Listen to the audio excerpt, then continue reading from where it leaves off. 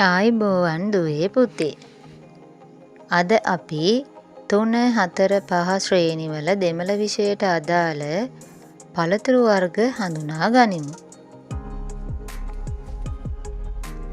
තෝඩම් පழம்,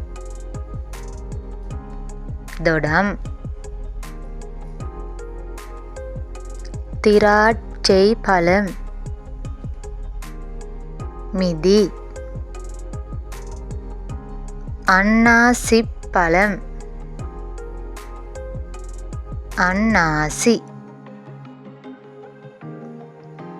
පප්පාසිප් පழம், පැපොල් නැතිනම් ගස්ලබු,